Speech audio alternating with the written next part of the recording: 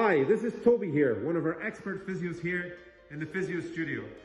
Today we're going to talk about stretches for younger people after football matches or training sessions, just to try to give them a better idea of loosening up, making muscles good after a training session. This is a very good habit to get into, because if they do this when they're young, it will carry through and should prevent a lot of injuries as they get older. So the first stretch we're going to look at is our calf muscles. So go forward onto your hands and knees, push your feet behind you, put one foot over the other at the back, and you're pushing that heel down towards the ground.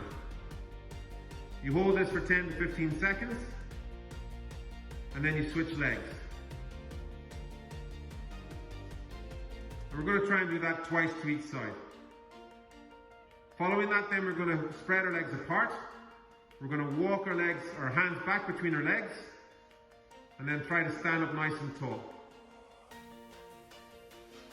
Good. Then we're going to look at the quad muscles, which are the muscles at the front of our thighs. So to stretch these, we're going to grab one foot in this with the same side hand. So left hand, left foot, or vice versa with the right side. You're going to get your knees together and you push your hips forward to increase the stretch. Again, we hold that for 10 to 15 seconds and we do that twice to each leg. The second stretch, then with the quad, is we grab the foot in the opposite hand. We pull it across ourselves, and again we keep our knees together, pushing our hips forward. Once again, we hold this 10 to 15 seconds and twice on each side.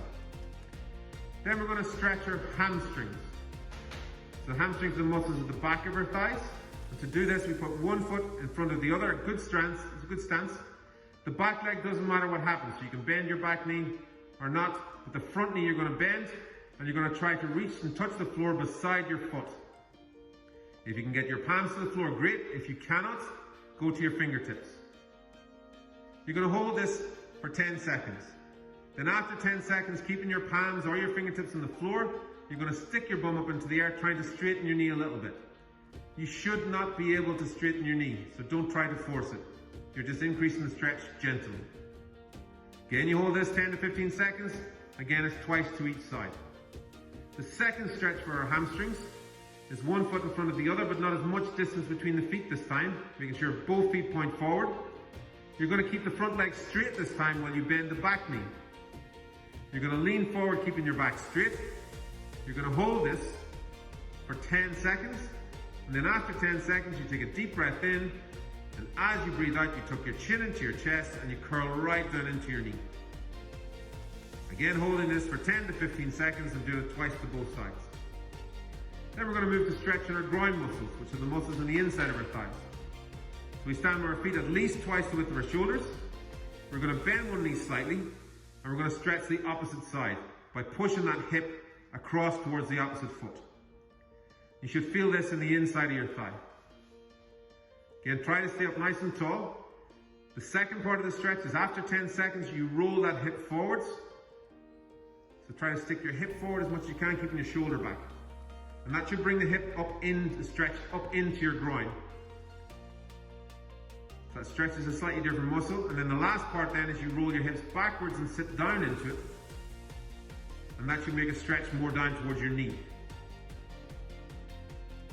Okay, again, they're all hold 10, 15 seconds. They're all 2-3 reps each side. Last thing we're going to do then is to stretch our hips a little bit. So we're going to, if you have a wall that you can lean against, you're going to lean against the wall, bringing your feet out from the wall. Bring them out a good bit. You're going to cross one leg over the other.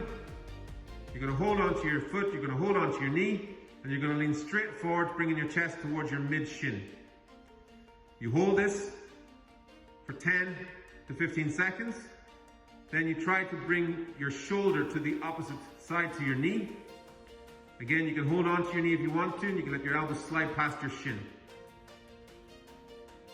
Then after 10 seconds, you switch again and you bring your hand to your foot and you curl down opposite shoulder to your foot. Again, 10 to 15 seconds, doing that twice to both sides. If you don't have something to lean against, this can be done lying on the ground. Slightly different stretch, where you cross one leg over the opposite, having your ankle at your knee, and you pull that knee then towards you. Again, you hold it for 10 to 15 seconds and you do 2 to 3 times on each side. These are only basic stretches, but if each child starts to do these on a regular basis after every training session, after every football match, it will long term make them more loose, more free in their hips, and it will eventually lead to less injuries in your team. Thank you, Toby. Good.